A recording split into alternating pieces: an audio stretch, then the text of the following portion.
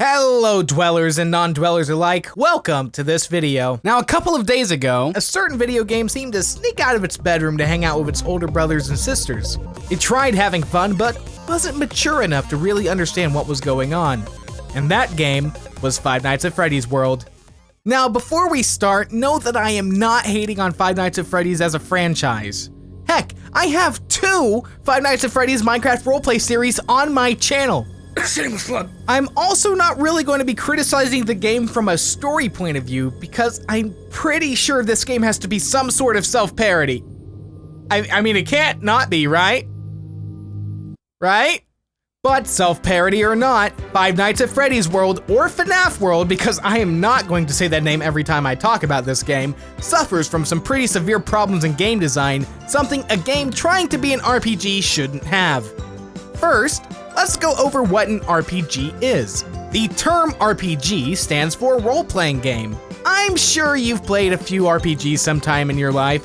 Games like Pokemon, Skyrim, Mario & Luigi, Undertale, Fallout 4, and Mass Effect are all considered RPGs, but RPGs aren't always alike. You see, people tend to split RPGs into two categories: Japanese RPGs and Western RPGs.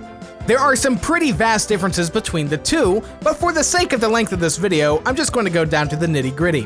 Western RPGs are usually more reactionary and typically you roleplay as a character that you yourself created, while JRPGs for the most part are turn-based and tell a story that you're just along for the ride for. Kinda like a playable anime. Now, I'm a huge fan of RPGs, it's my favorite genre.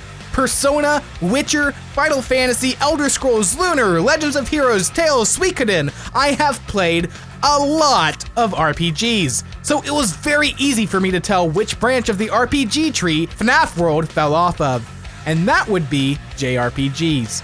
The staples of a JRPG are definitely present in FNAF World. You explore the game via an overworld, fight monsters via random encounters. When you defeat said monsters, you gain experience and level up, and you control a party of characters with attributes that separate them from each other. On paper, FNAF World sounds like your average JRPG. But hold on, because all is not well in Animatronica. Animatronic Village? Villagetronica? They're still working on the name, but what they really should have worked on is its combat system. Now later on, I'm going to go in depth about how this game decides to drop you in with no explanation of any of its systems. But first, let's see some combat. Now, stop me if you've heard this one, but the game is turn-based with a timer going down that tells you when you can attack and when your enemies can attack. Sound familiar? The battle system of FNAF World is basically the ATB system from Final Fantasy V and up. However, do you notice something missing? Actually make that some things. Now, when you're in combat, you need to make strategies on the fly. And to make a good strategy, you tend to need good information. Most JRPGs put things on the screen like turn order, attack descriptions, enemy HP, or I don't know, names next to the HP bar so you can tell what character just almost died. These are literally staples of the genre, and FNAF World somehow managed to forget about all of them. Probably the worst offense is how there is no indication of when you can actually attack. Like we touched on earlier, this game has a similar combat system as Final Fantasy's ATB system.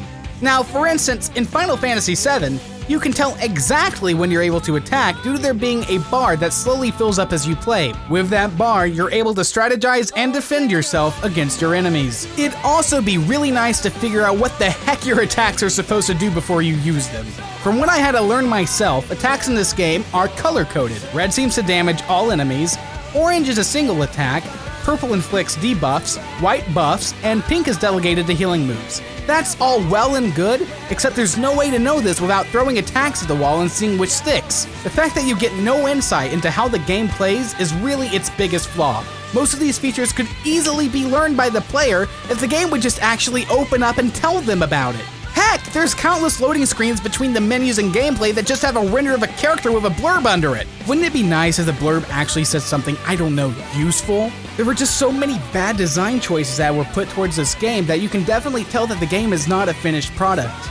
There's no way to check your character's stats, find out your character's weakness against the monsters, what your party members' movesets are, or anything like that in the game for you to actually make an informed decision. In conclusion, the battle system just isn't good. It could be good, and hopefully in a future update these issues will be addressed. The party switching system in the game is actually a really cool mechanic, and I wouldn't mind seeing more of it, but as of right now, the rest of the battling experience is really unfinished.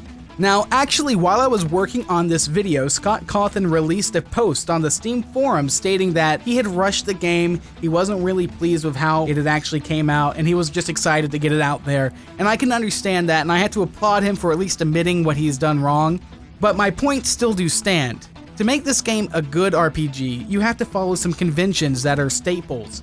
And don't even take this video as just a criticism. Instead, take this as a suggestion on what you can do to make the game better. But hey, that's just my opinion. My cave-pinion. Thanks for watching. Sorry guys, I just had to end the video like that. See ya!